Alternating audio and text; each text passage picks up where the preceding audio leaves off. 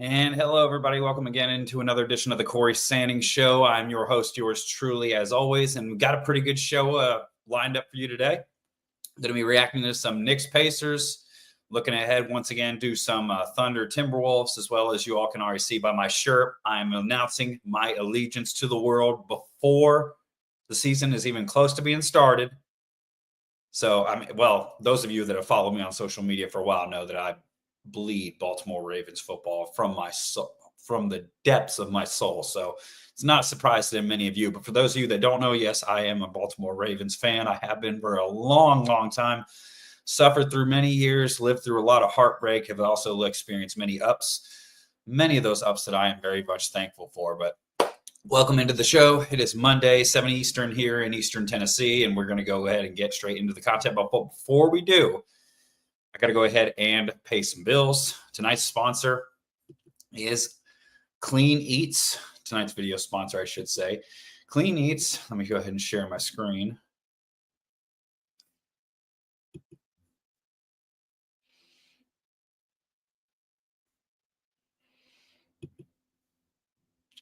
If you give me 1 second right here, maybe I'll do that. So we're doing a live computer fix for you all because I did not go ahead and smartly arrange this before the show even started. So bear with me. Oh, well, you'll live.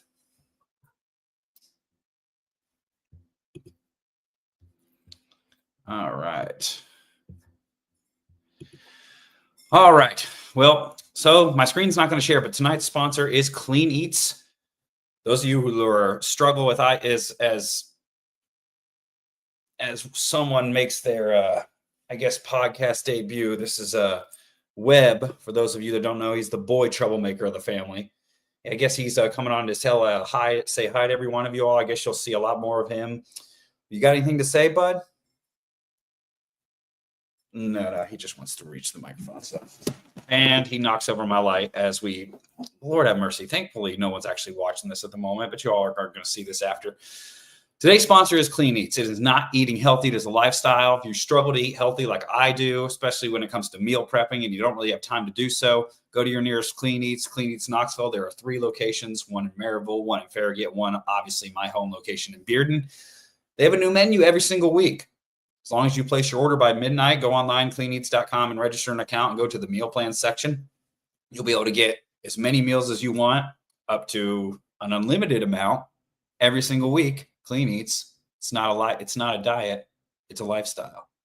And speaking of Clean Eats, I'm going to go ahead and do a first little happy birthday shout out to Miss Emily Gartrell. Emily, I apologize if I butcher your name here on the air, but happy birthday.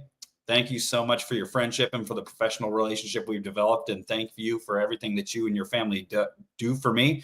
Look her up, E.L. Gartrell on Instagram. She actually runs the Clean Eats out in Bearden, where I frequent heavily. Emily, happy birthday. Hope you enjoy your day, but don't go too wild. You still got to keep that figure. All right, so we're going to get into the first topic of the show tonight, and that is the Indiana Pacers. And before we get into the first topic of the show, number 2 wants to sit here and say hi. This is the female. This is Boo. As you can tell, they are Halloween named. Oh, well, sue me. I think it's pretty damn creative if you ask me. This is Boo, and she wants to say hi. Or I guess she just wants to sit there. But go ahead, go run along and play. Do not knock over my light. Yeah, as you can see, when I get my studio finally set up, it's going to be very, very relieving. But getting into some NBA playoff action, the Indiana Pacers prove me wrong and go up 3-1 over the Knicks. First prediction on here, I get wrong. Just my luck. Go up 3-1 on the Knicks behind Tyrese Halliburton's triple-double, 130 to 121. Heading back to Madison Square Garden with a chance to clinch it and head to the NBA Finals for the first time since 2000, I believe, when that Reggie Miller-led Pacers squad went up against Shaq and Kobe and the Lakers. 130 to 121. Tyrese Halliburton, 32 points, 15 assists, and 12 rebounds. He was 5 of 12 from the three-point line, 11 of 23 overall, reminding us just how big of a star he can be. And in the biggest moments, after I just said that he wasn't a superstar on Monday, I guess he must have listened because he told me to shut up real quick, said hold my beer.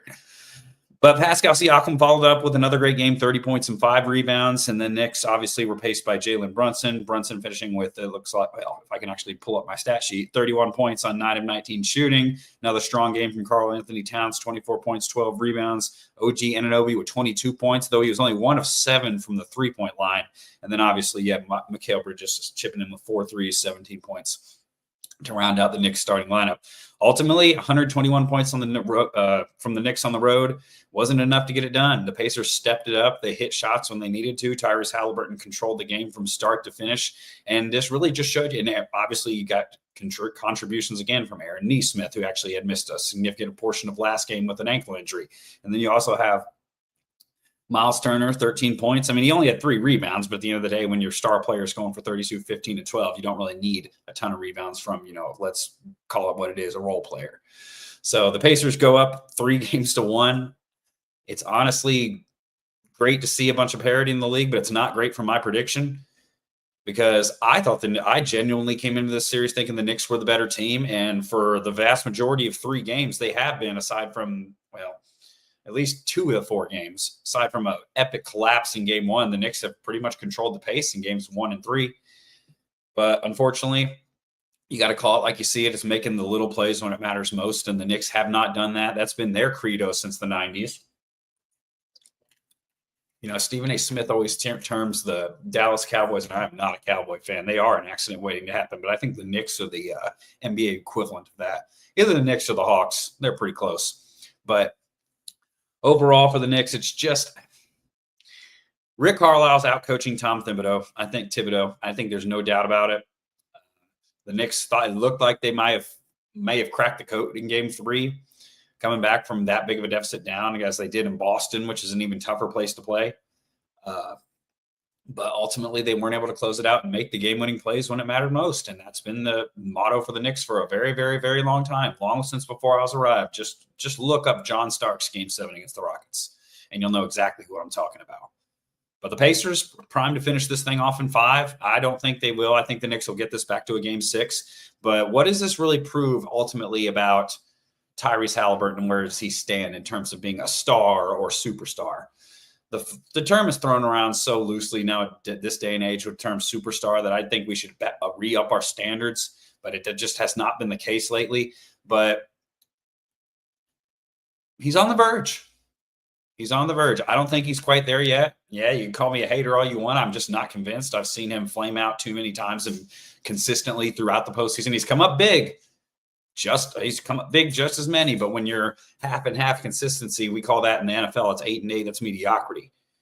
Just as much as you could throw up an all-time performance and play like the all-star that you are, you come out and shoot 2 for 11, or you come out and score 12 points, or you come out and you're not as aggressive down the stretch, knowing you can create any shot on the floor that you'd like, aside from being double teamed.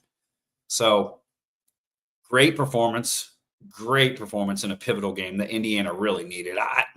If the Knicks go home on a 2-game winning streak with that crowd at Madison Square Garden, I know the Pacers have proven they can win there, but it's a lot tougher when you're in a deadlock series 2-2 with a trip to the NBA Finals on the line, and both groups are essentially in that spot for the first time. I remember Karl Anthony Towns didn't really get too close to the NBA Finals last year. They lost in, I believe, 5 to the Mavericks when he was with the Timberwolves, and then obviously you had the Pacers, who, aside from the game 1 collapse, got curb stomped by the Celtics. So ultimately, I think either of these East teams is just playing to get beat by OKC. I don't see anyone beating the Thunder this year. I mean, maybe themselves. It's a lot like the team whose shirt I'm representing right now beat themselves when it matters most. But aside from that, defense is just A through Z. The Thunder are the most stacked team, in my opinion, in the league. And when I say stacked, it makes me sound like I'm 15 years old, but it's the truth. They've got talent at every position. Now, they may not have that bona fide number 2, that Scottie Pippen, Dwayne Wade, who could even say Steph Curry to Kevin Durant type role. I mean, it's going to be hard to get a second option that's better than Steph Curry. But at the end of the day, I'm not sold on the Pacers being able to win a championship. I think they're still a few pieces shy, but I do think that this is a big step in the right direction. I do think at the end of the day, this is going to be something that we look back on and say, man, was that a breakthrough moment for these Pacers? You see Rick Carlisle going anywhere after the success they've had this year? I don't. They're only going to get better. Tyrese Halliburton's not taking a step back. His dad is, because he's actually going back up to the suite now. I guess that'll be a good thing for the future. But overall, I'm thoroughly impressed. Disappointed in the Knicks for sure, but I'm thoroughly impressed. Which leads us to our next topic, getting into Thunder Timberwolves Game 5. Now, when it comes to this matchup, these series, ironically, have mirrored each other in terms of win-loss. Who gets, they're both 3-1. I thought we'd have a more competitive conference final series than that, but obviously I was wrong. And the Thunder have a chance to close it out tonight in Oklahoma City. And I think they're going to do just that. They're going in favored by 8.5, it looks like. So the Vegas isn't really favoring the Timberwolves. The over and under set at 221. And obviously the alternate spread is Minnesota plus 280. So capacity crowd, it's going to be rocking in that arena for their first chance to reach the NBA Finals since 2012. I mean, they've had chances since then and they didn't get it done, but this one, they're the prohibitive favorite. I would be shocked if this series gets back to a Game 6 in Minnesota. And at the end of the day, I think it's just an inevitability, a mathematical certainty in my mind that the Thunder are going to take home the championship. The Celtics are out. Even if they had managed to somehow get to the conference finals over the Knicks, they would have not have Jason Tatum, as he's out with that torn Achilles. Wish a speedy recovery for him. But at the end of the day, this is just a mismatch. Ant-Man too many times has looked like I'm going to sound like a piggybacker off social media. It's too many times he's looked like Cant-Man. And I don't need that from my best player, from the guy who's supposed to be the next Michael Jordan, the next Kobe, the next face of the league. You see that at times. They dispatched the Lakers. I mean, they won a tough 7-game series last year against the defending champions, and they're in the conference finals for the second year in a row. But for the second year in a row, I don't think they're going to get it done. That's the problem. For the second time in a row, I don't think they're actually going to get it done. And, the funny thing about this is that I'm doing this show right now live and taking a phone call live during the show because someone didn't know not to call me after I went live at 7. So here she is, you all.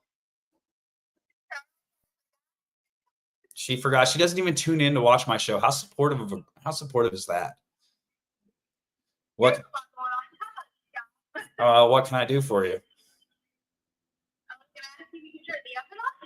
She's going to ask if I can turn the oven on. On what? Take the pans out of it so they don't get too hot. Can you all believe this? What temperature? 450. 450. Okay, well, I'm gonna end this phone call. I love you. I will see you soon, but I'm gonna go ahead and get back to it. All right. Bye. Savannah, ladies and gentlemen. Should I do it? Should I get up and actually give in to her demands and turn the oven on when I'm in the middle of my show? I mean, at least there's nobody watching this live right now, thankfully. I guess I'm going to have to do it. I'll return briefly.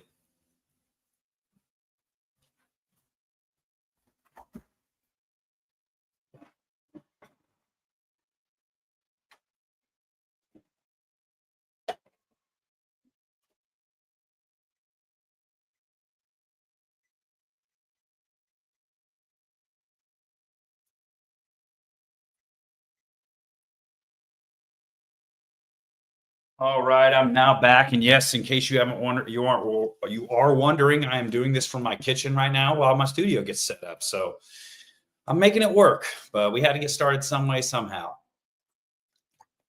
Back to the topic at hand. This is going to be in the blooper reel for forever. Thunder T-Wolves. It's just a mathematical certainty. I do not see that the Thunder have just been too consistent. They had their breakthrough moment. They're on the doorstep. They're on the precipice. I don't see it not getting done. Now, maybe I'll be wrong because I was wrong on my first parlay, that I first featured bet that I gave to you all. I deeply apologize for that, but you're not the only ones that lost money on it if you actually took me up on that. But at the end of the day, Thunder T-Wolves, and I'm sorry I'm going through this really quickly, but I'll be completely honest. The major topic of this show is coming up next. So I guess we'll see what happens. But, yeah, I see the Thunder closing this out. I think SGA will be the Western Conference Finals MVP, which still boggles my mind that award even exists. Because at the end of the day, everything's a participation trophy nowadays. And we're about to get up to a major participation trophy topic here in just a moment. But Thunder T-Wolves Game 5. Let me know who y'all think is going to win. I know I don't have anyone in the live chat right now, which is totally fine. I don't blame you. I mean, I'm just getting started. But leave it out in the comments who you think is going to win. Obviously, be sure to like and subscribe. Click that bell button. Comment, please, to once again to boost the algorithm as my cats get into a paper bag from Clean Eats that I just brought home from the store and put the meals into the oven. The refrigerator. End of the week getting here, y'all. Bear with me, please. But Thunder over. Maybe that'll be my NBA Finals prediction. I already have set it up to set myself up for failure. But yeah, Timberwolves go home tonight. Campman returns, and I don't see anything else changing. And with that being said, I'm going to move on to the next topic. As we got through the Thunder Timberwolves pretty quickly. We got through my recap of Pacers Knicks pretty quickly. I mean, that's kind of in the rear view. Everyone knows what's going to happen. And obviously, birthday shout out. Thank you, Emily, once again. And on to the next one. Well, before we get into the next topic, I already told you all I'm a Ravens fan. And OTAs now underway. And guess who was present? One Lamar Jackson, one Derrick Henry, and one Mark Andrews and Isaiah Likely. And guess who stepped to the podium and spoke to the media for the first time since that epic drop in Buffalo? Mark Andrews. I was going to show you the clip by sharing my screen. Unfortunately, I cannot because I have to update my settings on my new laptop, which I should have done before this, but I did not. But you all can learn from my mistakes if you're looking to do a podcast. Mark Andrews was not traded like we thought he might be come draft night. Mark Andrews will likely, unless he takes a team-friendly deal, not get an extension after this upcoming season. And Mark Andrews obviously got his roster bonus, so the Ravens still have faith in him despite sad enough to say by now, many playoff blunders, many playoff shortcomings. You can throw him in that same boat as you can Lamar. The Ravens just do not put their best effort together when it matters most since he's been the quarterback. And they really haven't, honestly, since 2012, because you can say all you want about Joe Flacco. He had one good playoff run, but at the end of the day, he's fluko, and you will never, ever convince me otherwise. Skip Bayless got one thing right in his career, and it was that. He's got a few things right, but we'll only give him credit for that one. That is the most iconic nickname. Not ever, but it's definitely the most iconic nickname in Ravens history. And apologize for once again interrupting the show, but I had to let my cat know that she's not supposed to be up there, and we just did that effectively. So Ravens OTA is underway, though. The Ravens have a lot to prove. They're bringing in DeAndre Hopkins to replace Nelson Aguilar as wide receiver 3. Obviously, Malachi Stark's coming in as safety. Unfortunately, Ardarius Washington will be out for the season as he tore his Achilles right before OTAs even started. And a defense that's got a lot to prove under third-year coordinator Zach Orr, or second-year coordinator Zach Orr, and an offense that has even more to prove. Well, not really more to prove, but more to prove when it matters most coming into year 3 under Todd Monken. From top to bottom, the Ravens might be get off the table. From top to bottom, the Ravens might be the deepest team in the NFL. The Eagles have lost some pieces after the Super Bowl, which obviously was going to happen. You can't afford to keep everybody. They just re-signed Derrick Henry to the most lucrative contract extension ever signed to a running back 30 years older or more, or 30 years or older. And they've got the best quarterback in the league the last 2 years running, and who should be a back-to-back two-time defending MVP at the center, at the helm. Yeah, you had some departures. Chris Ward, Malik Harrison are gone, but neither of them were anything to write home about. Trenton Simpson was benched, unfortunately, midway through last season because he wasn't living up to his draft status. And ultimately, at the end of the day, they're going to be relying on a lot of youth at the linebacker position, but it's a group that it's got Chuck Pagano coming back as a secondary coach. He's got a young group that's really, really hungry. They got Nate Wiggins coming into year 2 is going to be a stud. And at the end of the day, it's just about putting it together when it matters most. That's what they have not done. And yeah, it pisses me off to say it, pardon my language, but it's been the same narrative year after year after year after year after year. They do not get it done when it matters most. And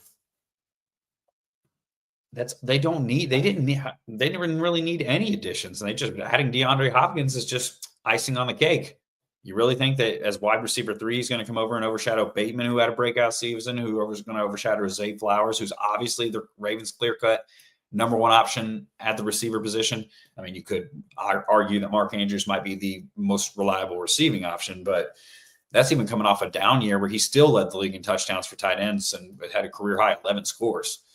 We'll see how he bounces back this year because he's going to need to if he's going to get back in the good graces of Ravens fans. Do I hate Mark Andrews? No. I love Mark and I love what he stands for. I think he's a hard worker, but to have that moment and then to decline two opportunities in a row within 2 days to speak to the media and just prove that the moment wasn't too big for you, I was disappointed. I can't even lie. And as a lot of Ravens content creators and reporters have pointed out this offseason, it's actually become a trend with Mark Andrews as well to not perform his best in the postseason. That fumble, as egregious as the drop 2-point conversion was, I think that fumble was even worse. I haven't really got a chance to come on here and talk about that, but I think that fumble was even worse.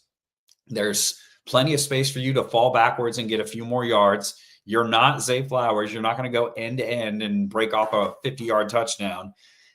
And all you got to do is put 2 hands over the ball. That's what you're made to do. You're big, beefy, and strong. And the Ravens were probably going to take the lead on that possession. They had that put them on the other side of the 50 within a few plays. They had all the momentum. Buffalo could not stop them, and Buffalo couldn't score themselves. And then, of course, the Ravens turn it over, give Buffalo great field position, and they're able to go down and get a field goal, and the rest is history. But at the end of the day, that's just Mark Andrews has to come through in those moments.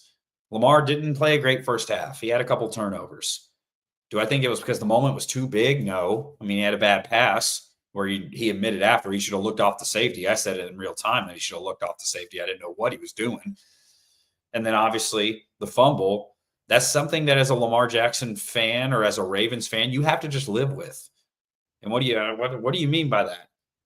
That same Lamar Jackson doing that same exact thing made one of the most iconic plays of the season against Cincinnati when he stiff-armed Sam Hubbard and still found Isaiah Likely in the back of the end zone for a score. That same Lamar Jackson's the one that does the look-away passes and holds the follow-through as he's giving his team a lead late in the game or just adding onto the barrage of touchdowns against the Texans. You have to live with it. Sometimes it's going to happen because that same electricity that forced that turnover forces some of the most iconic plays in brings about some of the most iconic plays each season. So at the end of the day, you have to live with that. As unfortunate as it was that it happened in the playoffs instead of a regular season game, you have to live with that. And that's the mindset I've carried since that game ended. But we're going to get to the real crux of this topic because ever since that game in Buffalo ended and Josh Allen went on to win a sympathy MVP, if you ask me, all StatMuse has tried to do is, and I hate to call out StatMuse because it's a fantastic platform, is fed into the narrative that Josh Allen, oh my gosh, he had a season for the ages. This is a tweet here by from Sarah Ellison, former Ravens editorial staff member. Well, actually, I think she was the editor because I remember her work for a very long time. And current co-host of the Ravens Vault podcast on YouTube. If you go check that out with Bobby Trossett, it's one of my favorite watches right now. Summed it up perfectly. And she's been pounding the desk since day one, since this MVP, since the winner was announced. And it's not even coming from a standpoint of I'm rooting for the Ravens because I work for them and I cover them now on my own podcast. It's coming from a standpoint of reality and by facts. The MVP, Emmanuel Acho, went on the Vault. And I mean, he admitted he's one of the ones that voted Lamar Jackson first team All-Pro and voted Josh Allen MVP because he went to the AP voters. Like they redefined how the award was voted on. MVP historically, not since 1987, has the first team All-Pro quarterback Joe Montana not won the MVP when John Elway was getting over the second team guy. It hasn't happened since 1987. That was nearly 40 years. And we keep redefining the NFL every single year to try to benefit Josh Allen and the Bills. Look at the numbers right here. Josh Allen won the 2024 MVP. Yeah, he did, but he shouldn't have. 4,269 total yards, 41 touchdowns, 8 turnovers. How many quarterbacks are better? I can think of one, and the numbers are right here on the screen. She put together this graphic, and it sums it up perfectly. 4,172 passing yards, nearly more than Josh Allen's total yards. 915 rush yards, far more than Josh Allen. 5,087 total yards versus 4,269 for Josh Allen. 41 total passing touchdowns, only 4 interceptions.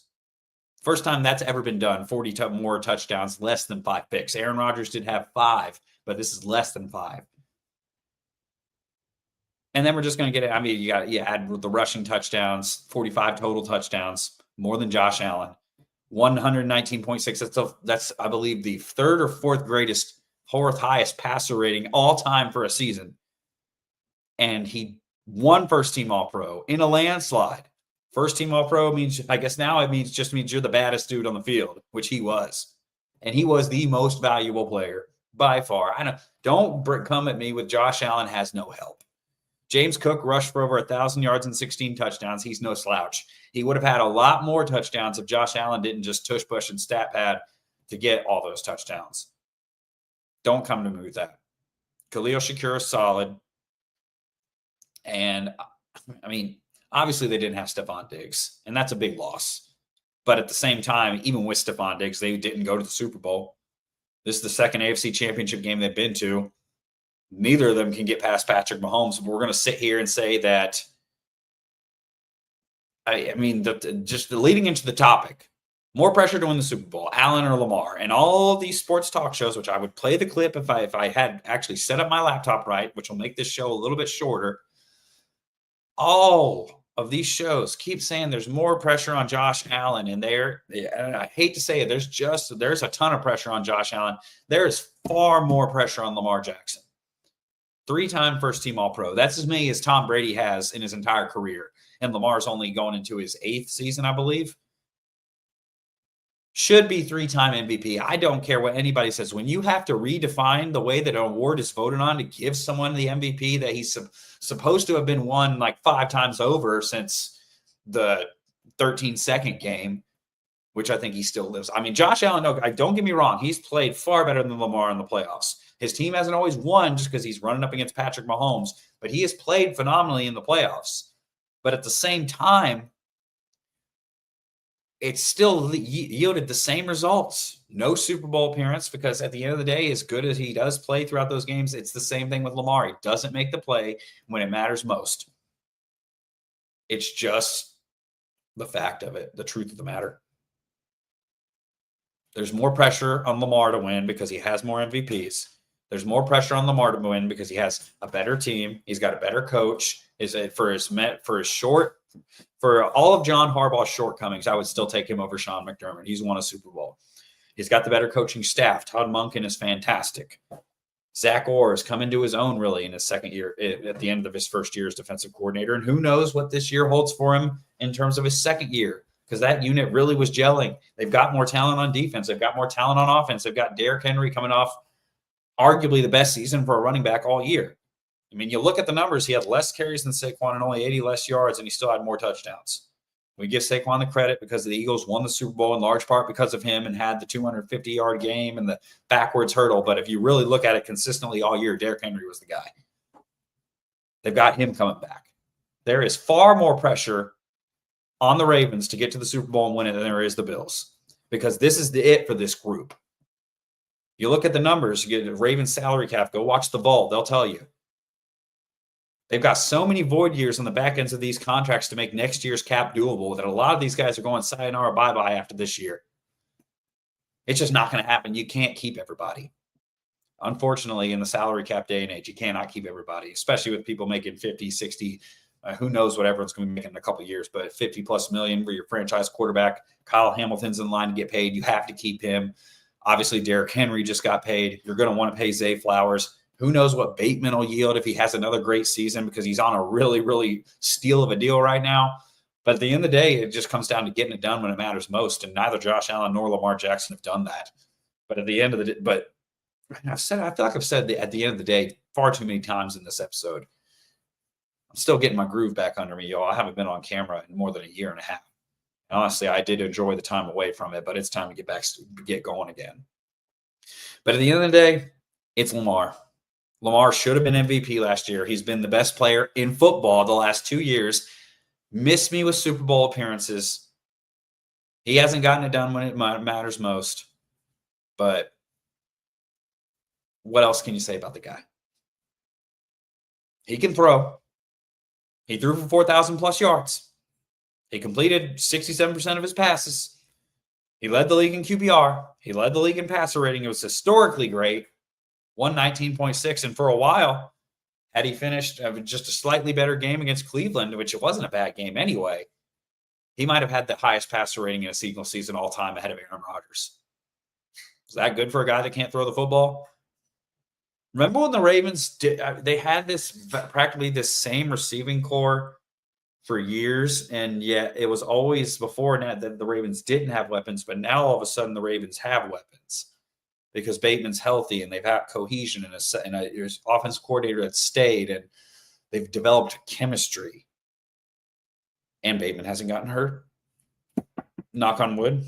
Zay Flowers unfortunately did miss the end of the season, but I think the Ravens are still perfectly capable of winning that game without him. What else is there for that? Well, there's no excuse. The Ravens don't get it done this year, then I will start doubting when Lamar Jackson's going to win a Super Bowl. I don't think it's a matter of if, it's a matter of when. He's too good. There's been no mobile quarterback, including Josh Allen, including Michael Vick, including Cam Newton, including Randall Cunningham, including anyone you can name from back in the day that's had more impact on the game of football than Lamar Jackson has, and it's shown the last 2 years. What else do you want me to say? And this false narrative that keeps being, but this false propaganda that keeps being pushed by the national media and Bills media outlets alike and fans. Oh, God, don't get me started on the interactions I've had with Buffalo Bills Mafia on X/Twitter the past 7 months.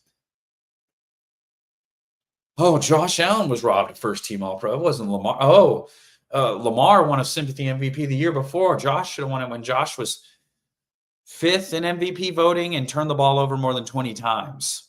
If anybody could have an argument to win it last year, or not last year, the year before, was Dak Prescott, but Dak Prescott crapped out at the end of the season like the Cowboys always do, and that's why Lamar won it. It was because he rose above at the end of the year, and Dak did not, and nobody else had a runaway fantastic year.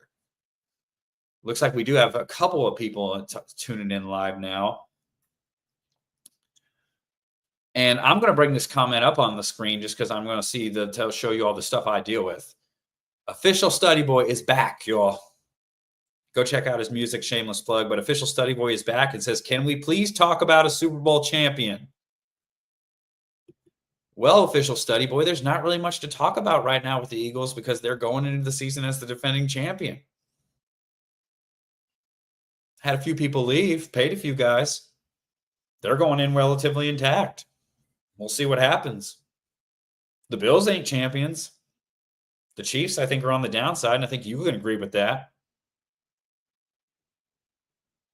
Travis Kelce's probably going into his final year. There's a lot of parity in the AFC right now. The NFC too. And I cannot wait for football season to start. And I'm going to pull this comment up just so you all can see what I'm talking about. Study Boy fires back and says, the Falcons are winning the Super Bowl by 50. I mean, I guess they may have to, considering the lead they blew last time. I mean, I'm not sure. And I guess I got another one that's a SRT Outlaw says, Falcons record prediction. We're going to do this live with my phone on the show right now, so you all don't know. I didn't set up my system right, so next time I'll be able to share my screen. But let's go in here and check out what the Falcons schedule. And we're going to do a game-by-game prediction on here live, since I didn't really have a lot of topics going. And Study Boy says 16-0. 16-0. I don't know about all that. So we're going to pull up the Falcons schedule. We actually talked about this the other night, but I'm going to pull it up and we're going to do game-by-game prediction right here live on the show. Falcons record prediction. Oh, low blow. Oh, you say the same thing about the Ravens. I don't want to hear it. Week 1, Falcons at the Vikings. Sounds like the oven's ready. Falcons at the Vikings. Hate it, man. They're going to be 0-1.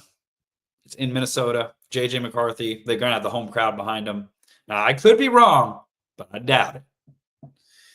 At the Panthers, week 2, 1-1. That's a win. They're hosting the Commanders in week 3. Oh. I'm sorry, man. You'll actually fine. No, actually, I'll take that back. I'll go. You'll upset the Commanders at home. You'll have a good home opener. No, I'll go with that. It's your home opener. It's in Atlanta. You'll beat the Commanders. So that leads you all at 2-1 through 3 weeks, and then you have to go. Then you have to host the Bills. I think you'll lose that one. I think the Bills will beat you all that. And actually, no, I have done this completely all wrong. It's actually you're hosting the Bucks in week 1. My schedule didn't pull up right on my phone. So you're hosting the Bucks in week 1. You'll beat them. You'll go to Minnesota and lose 1-1. You'll beat the Panthers 2-1. Upset the Commanders 3-1. Okay, so then you'll lose to the Bills. So you'll be 3-2. Then you go to San Francisco. Now, San Francisco is a toss-up. It depends on how their defense plays, but San Francisco's at home, so I'm going to go with San Francisco in that one. So you're all looking at 3-3 after that. Then you host the Dolphins, 4-3. Then you go to New England, 5-3. Then you go to Indianapolis. I think you'll be 6-3 after that one. I mean, but who knows? The Colts could pull something off at home. Then you host the Panthers. You'll be 7-3. Then you go to the Saints. The Saints are not a good football team, but they're a division rival, and you all hardly ever win in the Superdome. So I hate to say it, man. 7-4. 7-4. Then you go to the Jets, 7-5. Then you're going to host the Seahawks, 7-6. 7-6, man. I'm sorry. Then you go to Tampa Bay, 7-7. Then you go to the Cardinals. I think you'll win that one, 8-7. Then you host the Rams. Oh, 8. You have to win this one. So I'm going to give you the upset over the Rams. You have to win this one to be in playoff contention. 9-7. Then you host the Saints, and you'll beat the Saints at home, 10-7. I don't know if that'll be good enough to get into the playoffs, but that's a winning record. You don't think you'll beat the Rams, but you can also swap that one out for the Commanders game that I picked you all to upset them in.